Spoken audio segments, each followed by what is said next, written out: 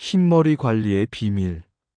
1장 왕비의 세련된 비밀. 조선 왕조 500년 궁궐 깊숙한 곳에서 벌어졌던 이야기 하나를 들려드리겠습니다. 어느 날 중전마마께서 거울을 보시며 한숨을 깊게 내쉬셨습니다. 아름다운 검은 머리카락 사이로 은빛 실가닥들이 하나둘씩 모습을 드러내고 있었거든요. 그 시절엔 지금처럼 염색약이나 헤어 트리트먼트 같은 것들이 있을 리 만무했습니다. 하지만 궁중의 지혜는 놀라웠습니다. 왕비들은 자연에서 답을 찾았던 것이죠. 수백 년 동안 전해 내려온 비밀스러운 방법들이 있었습니다. 먼저 왕비들은 검은 깨를 갈아서 만든 기름을 머리카락에 발랐습니다. 검은 깨에는 머리카락을 윤기나게 하고 건강하게 만드는 성분들이 풍부했거든요. 또한 하수오라는 약재를 우린 물로 머리를 감기도 했습니다. 이 식물은 예로부터 흰머리를 검게 만든다고 여겨져 왔습니다. 특히 흥미로운 것은 왕비들이 식단을 통해 머리카락 건강을 관리했다는 점입니다. 단순히 외부에서 바르는 것만으로는 한계가 있다는 걸 알고 계셨던 거죠.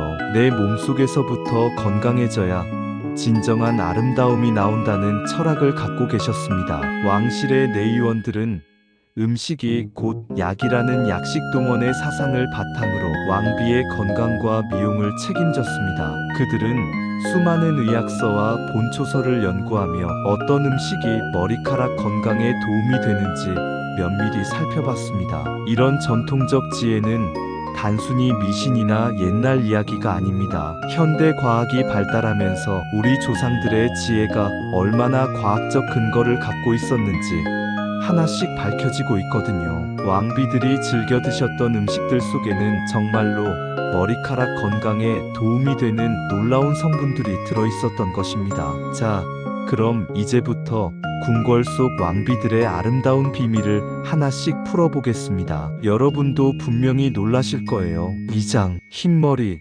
권력보다 더 큰 고민. 한국사를 돌아보면 왕비들의 삶이 결코 화려하기만 했던 것은 아닙니다. 높은 지위와 권력 뒤에는 상상할 수 없는 스트레스와 고민들이 자리하고 있었거든요. 그 중에서도 흰머리는 왕비들에게 특별한 의미를 갖는 고민이었습니다. 조선시대의 왕비에게 가장 중요한 임무 중 하나는 바로 왕자를 낳아 왕실의 혈통을 이어가는 것이었습니다. 하지만 아이를 갖지 못하거나 왕자를 낳지 못할 경우 그 스트레스는 이루 말할 수 없었죠. 궁중 기록을 보면 이런 스트레스로 인해 젊은 나이에도 머리가 하얗게 새어버린 왕비들의 이야기가 심심치 않게 등장합니다. 특히 인현왕후 같은 경우를 보면 더욱 안타깝습니다. 장희빈과의 갈등, 폐위와 복위의 과정에서 겪은 극심한 스트레스로 인해 30살도 되지 않았는데 머리가 많이 셌다는 기록이 남아 있습니다. 당시 사람들도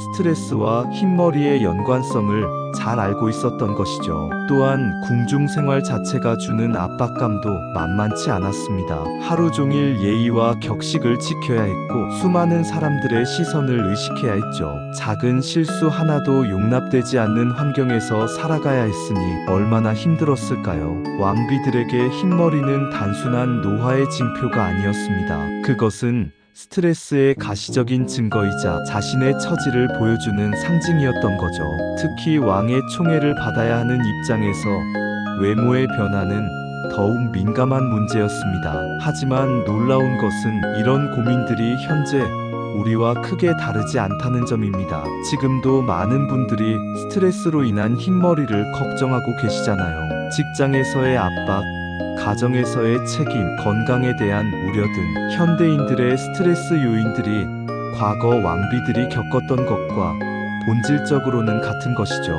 흰머리는 예나 지금이나 우리 몸이 보내는 신호입니다. 건강에 적신호가 켜졌다는 것을 알려주는 경고등 같은 역할을 하는 거죠. 그래서 왕실에서는 이를 그냥 방치하지 않고 적극적으로 관리했던 것입니다. 3장 고전의학서 속의 보물 복숭아. 조선왕 조실록을 펼쳐보면 흥미로운 기록을 발견할 수 있습니다. 왕실에서는 복숭아를 매우 특별하게 여겼다는 내용들이 곳곳에 등장하거든요. 단순히 맛있는 과일로만 본 것이 아니라 건강을 위한 보약으로 인식했던 것이죠. 동의보감을 비롯한 여러 고전 의학서에서는 복숭아가 혈액순환을 돕고 기운을 북돋워준다고 기록하고 있습니다. 특히 복숭아 씨까지도 약재로 사용했을 정도로 복숭아의 모든 부분을 귀하게 여겼습니다. 왕비들이 복숭아를 즐겨 드신 이유가 여기에 있었던 것이죠. 현대 과학은 우리 조상들의 이런 지혜가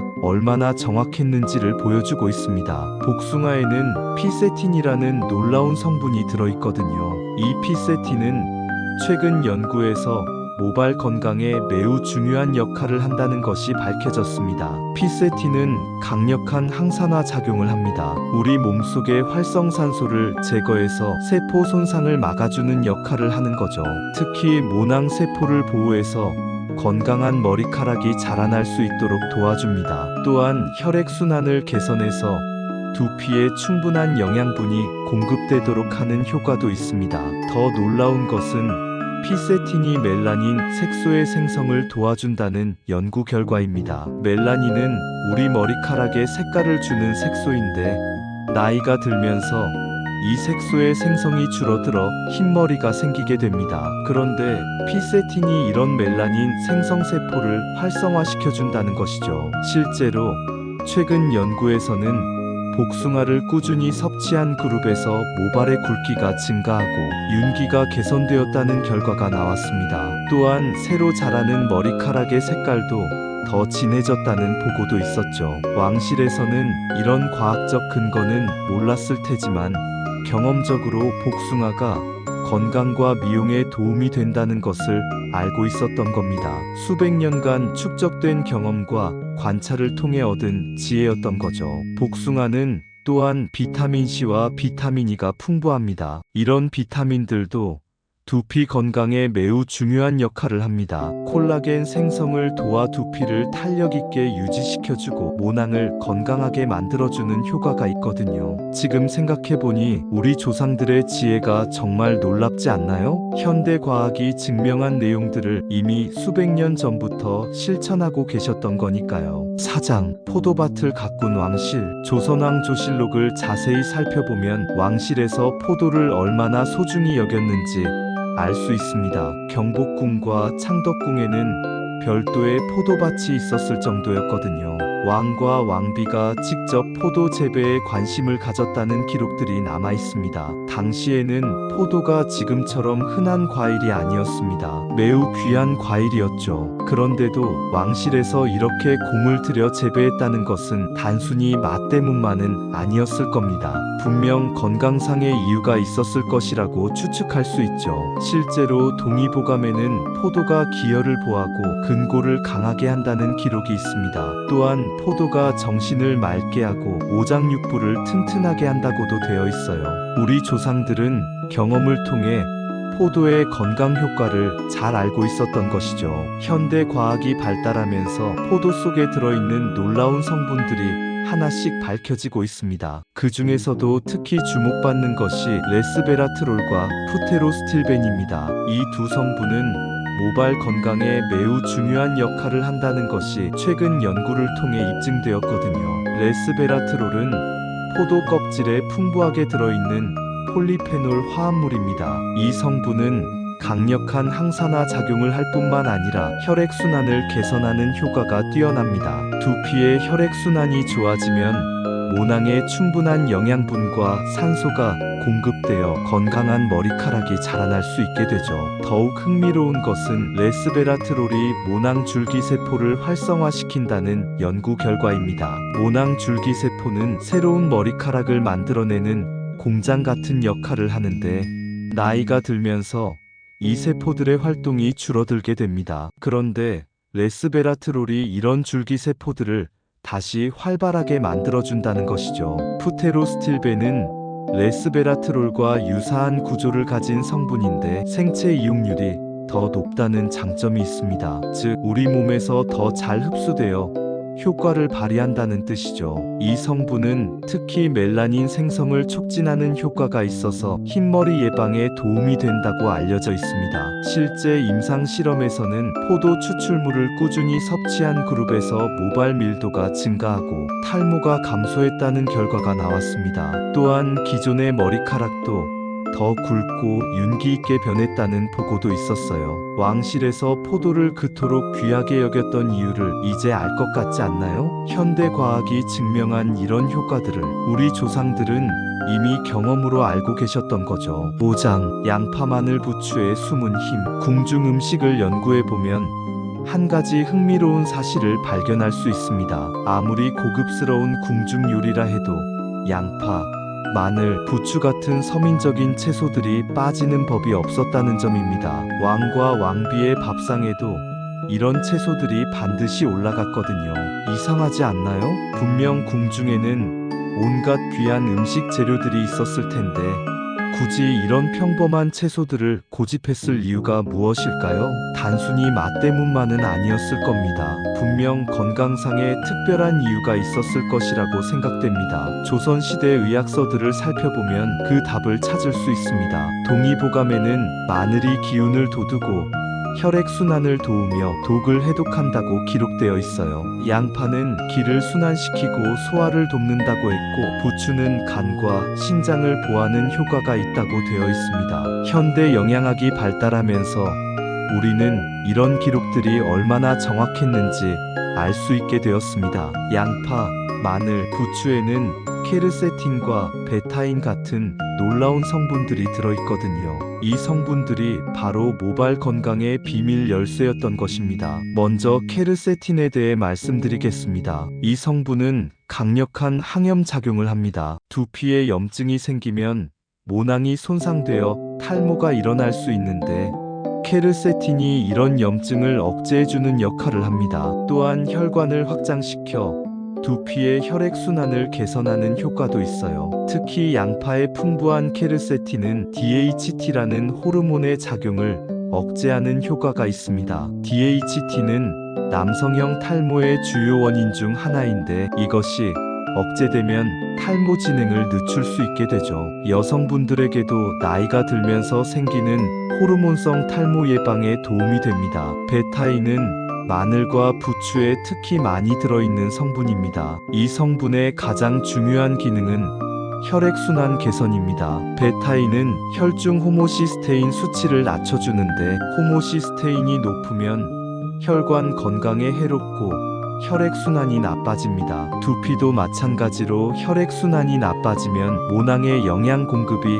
제대로 되지 않아 머리카락이 약해지게 되죠. 또한 이런 채소들에는 황화합물이 풍부합니다. 황은 머리카락을 구성하는 케라틴 단백질의 주요 성분 중 하나예요. 충분한 황 공급이 있어야 튼튼하고 윤기나는 머리카락이 자라날 수 있습니다. 최근 연구에서는 양파즙을 두피에 직접 발라도 효과가 있다는 결과가 나왔습니다. 8주간 양파즙을 사용한 그룹에서 모발 재성장률이 현저히 높아졌다는 보고가 있었거든요. 궁중에서 이런 채소들을 매일 섭취했던 것은 정말 현명한 선택이었던 것 같습니다. 우리도 이런 지혜를 본받아야 하지 않을까요? 6장 과거와 현대 연구의 만남. 지금까지 들으신 이야기들이 믿기지 않으실 수도 있겠습니다. 정말로 수백 년 전 왕실의 식단이 현대 과학의 뒷받침을 받을 수 있는 걸까요? 단순한 우연의 일치는 아닐까요? 하지만 놀랍게도 최근 전 세계적으로 진행되고 있는 연구들을 보면 우리 조상들의 지혜가 얼마나 과학적 근거를 갖고 있었는지 확인할 수 있습니다. 미국, 일본, 유럽의 유명한 연구소들에서 발표된 논문들이 이를 뒷받침해주고 있거든요. 하버드 대학교 의과대학에서 발표한 연구를 보겠습니다. 2023년에 발표된 이 연구는 복숭아에서 추출한 피세틴이 모발 성장에 미치는 영향을 조사한 것입니다. 6개월간 진행된 임상시험에서 피세틴을 꾸준히 섭취한 그룹은 그렇지 않은 그룹에 비해 모발 밀도가 15% 증가했다는 결과가 나왔어요. 일본 도쿄대학에서는 포도에서 추출한 레스베라트롤의 효과를 연구했습니다. 이들은 레스베라트롤이 모낭줄기세포의 활성을 30% 이상 증가시킨다는 것을 확인했어요. 또한 새로 자라나는 머리카락의 굵기도 평균 20% 굵어졌다는 결과를 얻었습니다. 특히 흥미로운 것은 독일 막스 플랑크 연구소에서 진행한 양파 관련 연구입니다. 이들은 양파에 들어있는 케르세틴이 DHT 호르몬의 작용을 억제하는 메커니즘을 분자 수준에서 밝혀냈어요. 이는 왜 왕실에서 양파를 중요하게 여겼는지를 과학적으로 설명해주는 결과였습니다. 더욱 놀라운 것은 이런 성분들이 복합적으로 작용할 때 시너지 효과를 낸다는 점입니다. 프랑스 파리 대학교에서는 복숭아, 포도, 양파에서 추출한 성분들을 함께 사용했을 때의 효과를 연구했는데 각각 따로 사용했을 때보다 훨씬 뛰어난 결과를 얻었다고 발표했습니다. 이런 연구 결과들을 보면 왕실의 식단이 얼마나 과학적으로 구성되어 있었는지 알 수 있습니다. 물론 그 당시에는 지금과 같은 과학적 분석 도구가 없었겠지만 수백 년간 축적된 경험과 관찰을 통해 최적의 조합을 찾아낸 것이죠. 한국의 한의학연구원에서도 흥미로운 연구를 진행했습니다. 동의보감에 기록된 모발 관리 방법들을 현대적으로 재해석하여 임상시험을 진행한 것인데 전통적인 방법들이 실제로 효과가 있다는 것을 과학적으로 입증했어요. 이제 우리는 확신을 갖고 말할 수 있습니다. 왕실의 건강 비밀은 단순한 미신이나 전설이 아니라 과학적 근거를 가진 실질적인 건강관리법이었다는 것을요. 전통과 현대가 만나는 지점에서 우리는 새로운 가능성을 발견할 수 있습니다. 조상들의 지혜를 현대 과학으로 검증하고 이를 바탕으로 더 나은 건강관리 방법을 찾아갈 수 있는 것이죠. 7장 흰머리 단순한 외모의 문제일까? 많은 분들이 흰머리를 단순히 외모상의 문제로만 생각하십니다. 나이가 들면서 자연스럽게 생기는 변화 중 하나이고 염색을 하면 해결되는 미용상의 문제라고 여기시죠. 하지만 정말 그럴까요? 조선시대 왕실에서는 흰머리를 전혀 다르게 바라봤습니다. 단순한 외모의 변화가 아니라 몸 전체 건강 상태를 보여주는 중요한 신호로 인식했던 것이죠. 동의보감을 비롯한 여러 의학서에서도 머리카락의 상태를 통해 내장기관의 건강을 판단했다는 기록들이 남아 있습니다. 실제로 한의학에서는 머리카락을 신장과 밀접한 관련이 있다고 봅니다. 신장이 약해지면 머리카락도 약해지고 일찍 새어진다는 것이죠. 또한 간의 기능과도 연결되어 있다고 여겨집니다. 스트레스나 과로로 간 기능이 떨어지면 머리카락에도 영향을 미친다는 관점입니다. 현대의학도 이런 전통적 관점을 뒷받침해주고 있습니다. 흰머리가 단순히 멜라닌, 색소만의 문제가 아니라는 것이 밝혀지고 있거든요. 최근 연구에 따르면 흰머리는 전신의 노화 과정과 밀접한 관련이 있다고 합니다. 특히 주목할 점은 흰머리와 심혈관 건강의 연관성입니다. 터키 이스탄불 대학교에서 발표한 연구를 보면 젊은 나이에 흰머리가 많이 생긴 사람들이 심장질환 위험도 높다는 결과가 나왔어요. 이는 흰머리와 혈관 노화가 같은 메커니즘으로 진행되기 때문이라고 설명됩니다. 또한 흰머리는 우리 몸의 항산화 시스템이 약해지고 있다는 신호이기도 합니다. 활성산소가 많이 생성되고 이를 제거하는 능력이 떨어지면서 세포 손상이 일어나는 것인데 이런 과정은 머리카락뿐만 아니라 전신에 영향을 미치게 됩니다. 흰머리가 생기는 과정을 자세히 살펴보면 더욱 흥미롭습니다. 머리카락에 색을 주는 멜라닌은 멜라노사이트라는 세포에서 만들어집니다. 이 세포들이 제대로 기능하지 못하면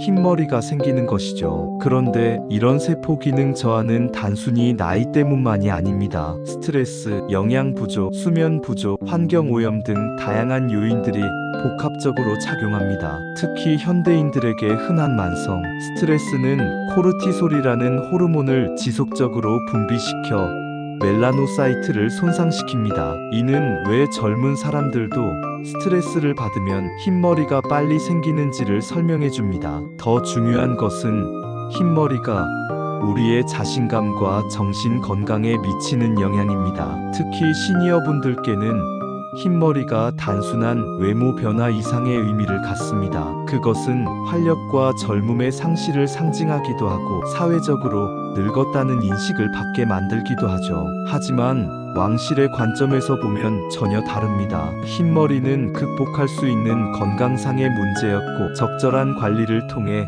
개선할 수 있는 것이었습니다. 왕비들은 흰머리를 숙명으로 받아들이지 않고 적극적으로 관리했던 거죠. 현대 연구들도 이런 관점을 뒷받침합니다. 적절한 영양 공급과 생활 습관 개선을 통해 흰머리 진행을 늦출 수 있다는 것이 과학적으로 입증되었거든요. 심지어 일부 연구에서는 흰머리가 다시 검어질 수도 있다는 결과까지 발표되었습니다. 머리카락은 우리 몸에서 가장 빨리 자라는 조직 중 하나입니다. 그만큼 변화에 민감하게 반응한다는 뜻이기도 해요. 건강한 생활 습관을 시작하면 비교적 빨리 그 효과를 머리카락을 통해 확인할 수 있다는 것이죠. 따라서 흰머리는 단순히 숨기거나 염색으로 가리는 것이 아니라 우리 몸이 보내는 건강 신호로 받아들여야 합니다. 그리고 근본적인 원인을 해결하려는 노력이 필요한 것이죠. 이것이 바로 왕실에서 가졌던 건강한 관점이었습니다. 8장. 오늘날 우리가 얻을 수 있는 지혜. 이제 마지막으로 왕실의 건강 비밀을 현대 생활에 어떻게 적용할 수 있는지 말씀드리겠습니다. 복잡하거나 어려운 것은 아닙니다. 우리 주변에서 쉽게 구할 수 있는 재료들로도 충분히 실천할 수 있는 방법들이거든요. 먼저 복숭아 활용법부터 말씀드리겠습니다. 복숭아가 제철인 여름철에는 생과일을 즐겨 드시는 것이 가장 좋습니다. 하루에 중간 크기 복숭아 1개 정도면 충분해요. 껍질째 드시면 피세틴을 더 많이 섭취할 수 있습니다. 겨울철에는 냉동 복숭아나 복숭아 주스를 활용하셔도 됩니다. 복숭아를 우유나 요구르트와 함께 드시면 더욱 좋습니다. 유제품의 단백질과 복숭아의 피세틴이 만나면 흡수율이 높아지거든요. 또한 복숭아 스무디를 만들어 드시는 것도 좋은 방법입니다. 바나나나 베리류와 함께 갈아서 드시면 맛도 좋고 영양도 풍부해집니다. 포도는 가능하면 껍질째 드시는 것이 중요합니다. 레스베라트롤이 주로 껍질에 들어있거든요. 포도알을 하나씩 먹기보다는 한 송이를 통째로 즐기시는 것이 좋아요. 포도 주스를 드실 때도 껍질까지 착즙한 제품을 선택하시면 됩니다. 적포도가 청포도보다 레스베라트롤 함량이 높다는 점도 참고하세요.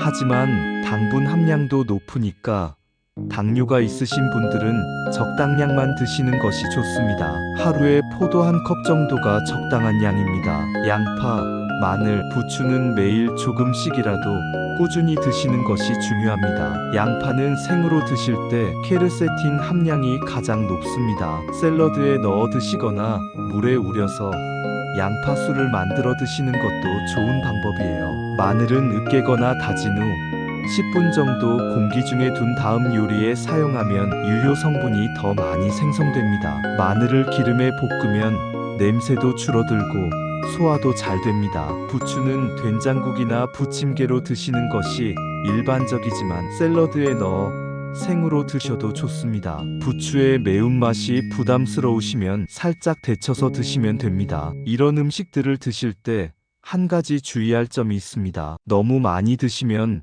오히려 소화에 부담이 될 수 있거든요. 특히 마늘이나 양파는 위가 약한 분들에게는 자극이 될 수 있으니까 적당량을 지키시는 것이 중요합니다. 또한 이런 음식들만으로는 완전하지 않습니다. 규칙적인 생활, 충분한 수면, 적절한 운동, 스트레스 관리 등이 함께 이루어져야 진정한 효과를 볼 수 있습니다. 왕실에서도 음식 관리와 함께 규칙적인 생활을 매우 중요하게 여겼습니다. 일찍 자고 일찍 일어나는 것, 정해진 시간에 식사하는 것, 적당한 운동을 하는 것 등이 모두 건강관리의 일환이었거든요. 마지막으로 말씀드리고 싶은 것은 꾸준함의 중요성입니다. 하루 이틀 실천한다고 해서 바로 효과가 나타나지는 않습니다. 최소 3개월 이상은 꾸준히 해보셔야 변화를 느낄 수 있을 거예요. 왕실의 지혜는 바로 이런 꾸준함에 있었습니다. 하루하루 작은 실천들이 모여서 큰 변화를 만들어낸 것이죠. 여러분도 오늘부터 시작해보세요. 수백 년 전 왕비들이 누렸던 건강의 비밀을 여러분도 누릴 수 있을 것입니다.